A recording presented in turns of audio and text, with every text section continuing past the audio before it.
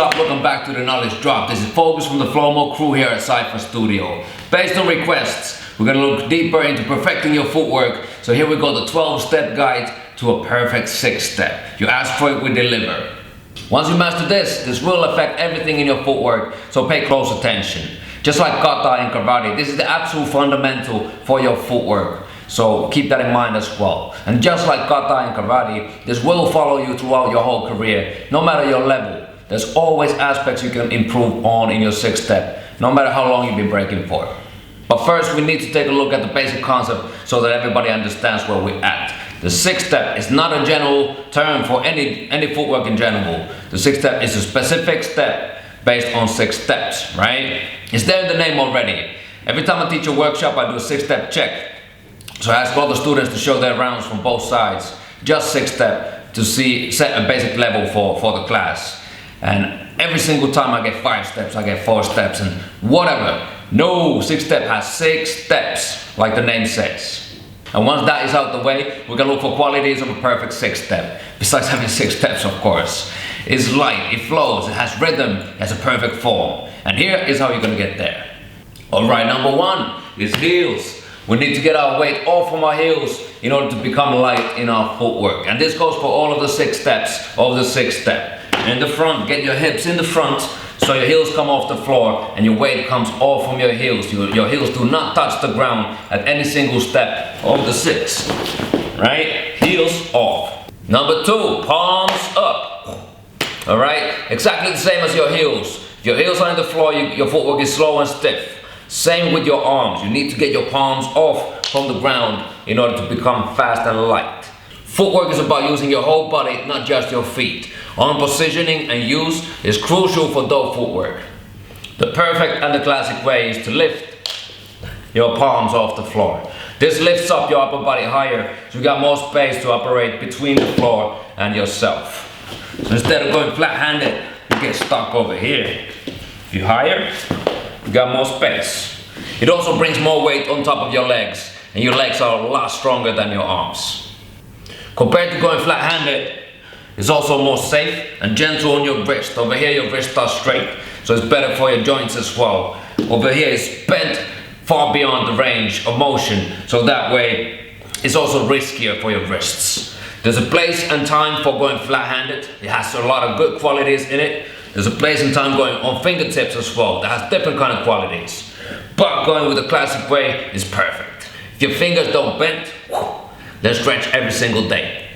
Number 3, arms straight under your body. Boom. Have them close enough so you have to use energy in vain in order to keep yourself up. A lot of beginners to go too wide. You can see from this position that takes a lot of strength. We don't have to use it, we'll save it for later, alright? So keep your arms close enough under your body. Number 4, the shoulder support. What I mean by this is that I support myself all the way from my shoulder and behind my shoulder blades as well, right? It raises your body once again 10 centimeters higher, and it gives you more space to operate between the floor and yourself. You're just hanging in there with your shoulder and everything is gonna be sloppy. So get yourself some good support in all positions of your 6-step. Also in the back, also on the side, right? Number 5 is the lean. What I mean by the lean is that I lean on my arms in order to get more flavor and also more support. Hip-hop dance in general has a lean to it. It's never straight, right? Even on the ground level. So when it comes to our footwork, if I stay straight, it doesn't really look too proper. If I get a lean, that gives it more flavor and also creates more space between the floor and ourselves once again. Especially hard for the more challenging side. I'm not gonna say the better and the worse side, but the more challenging side. Remember the lean on that side as well. Number 6, hand direction.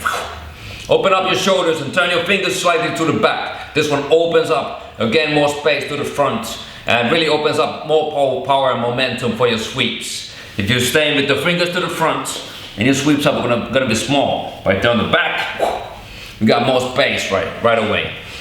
Focus on this one on both directions, of course. The perfect angle is 45 degrees approximately to the back with both arms. So if you go for your full rounds, you see that I open up my fingers to the back.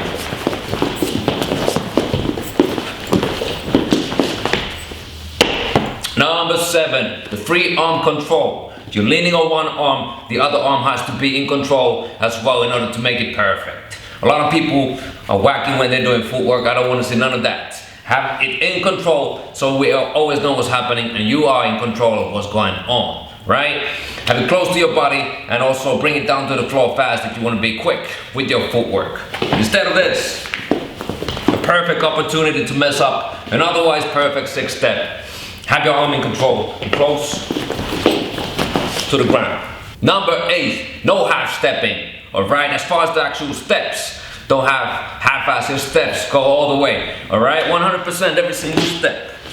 Especially if we start in the front. The 5th step is easy to half-ass like this, and that leads to a bad stance once again. Perfect way to mess up your 6th step once again.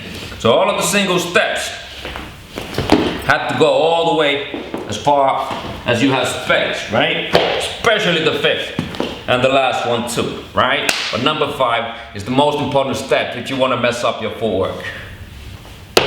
So let's see this from another angle as well. I don't want to see no more 5th messed up half-ass steps in your 6 steps. No more after this clip. Let's go.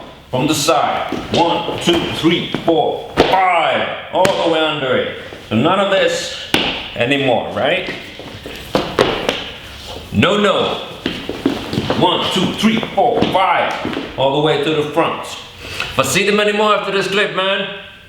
Number 9 is rhythm. Keep an even rhythm throughout the whole round, even in the front. The front part is usually where people mess it up with a jump. And that messes up the connection to the music and the rhythm as well. Keep a good flow and a rhythm throughout the whole round in a symmetric way, even in the front.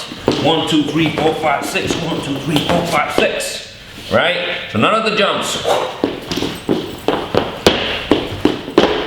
That makes your 6th step sloppy. Number 10 is the hip level. No more American football hips in the back.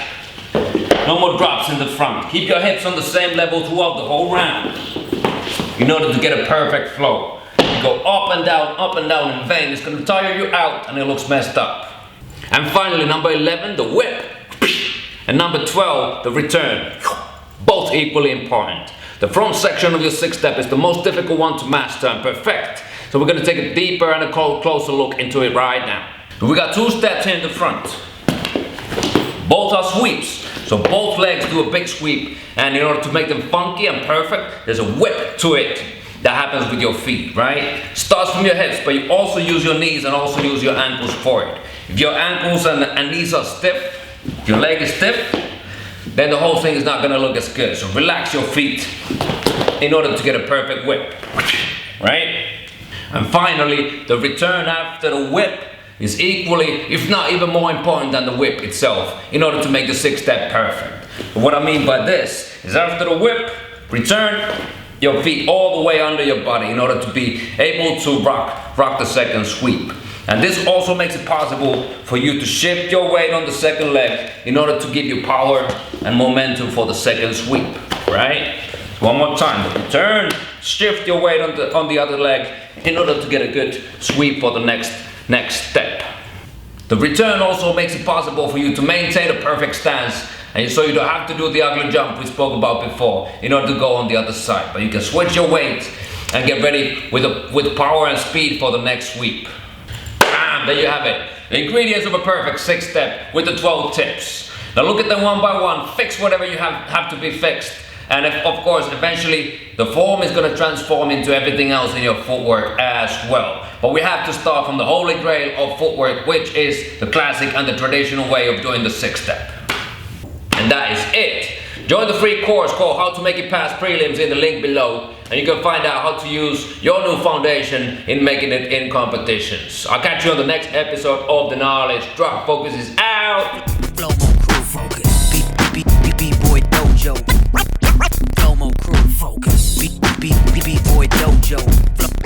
Flomo crew focus. BBOY Dojo. Flomo crew focus. Shout out to the homie Focus. Finland, Flomo crew, the BBOY Dojo. Yeah.